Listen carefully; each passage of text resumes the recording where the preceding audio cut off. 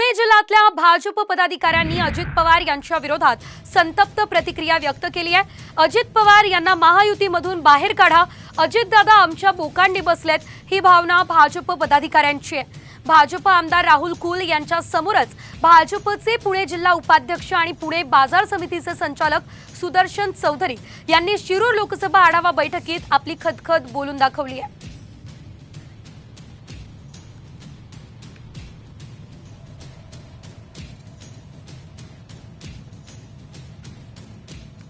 खरं जर निर्णय घेणार असाल तर अजितदादांना या महायुतीतून बाहेर काढा।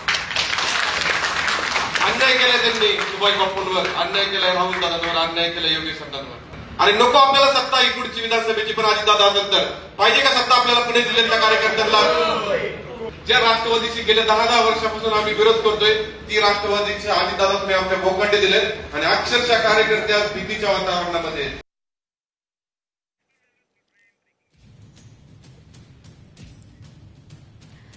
तर पुन्हा एकदा बघूयात नेमकं काय म्हटलेलं अजित पवार यांच्या संदर्भात।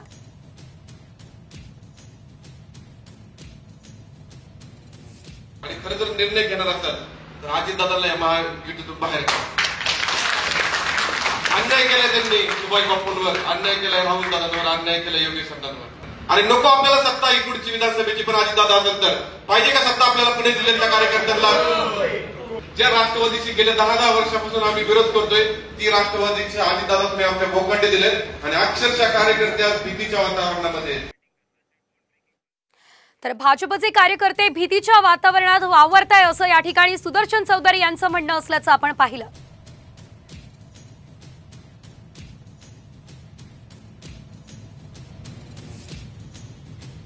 जिल्हा नियोजन निधीमध्ये भारतीय जनता पार्टीचा कार्यकर्ता नाराज झाला आणि ज्यांना निधी दिला विकास कामांचा त्यांनी तुतारीचं काम केलं। मग अजितदादांना सोबत घेऊन भारतीय जनता पार्टीच्या कार्यकर्त्यांना फायदा काय? म्हणून आम्ही त्या ठिकाणी भूमिका व्यक्त केली की आता विधानसभेच्या निवडणुकीमध्ये अजितदादांना एकतर महायुतीतून बाहेर काढा, आपण जी आपली नैसर्गिक युती आहे शिवसेना आणि भाजप यांच्यासोबत आपण पुढे जाऊ। त्याला कोणताही अधिकार नाही, त्याची तेवढी लायकी नाही, पात्रता नाही, लोकांचा जनादर नाही। पण ही लायकी नसलेली लोक जी काही बरगळ ओकतात त्यांच्यावर त्वरित कारवाई करावी, अन्यथा याच्या पुढे आम्ही आमचं तोंड सोडलेलं दिसेल।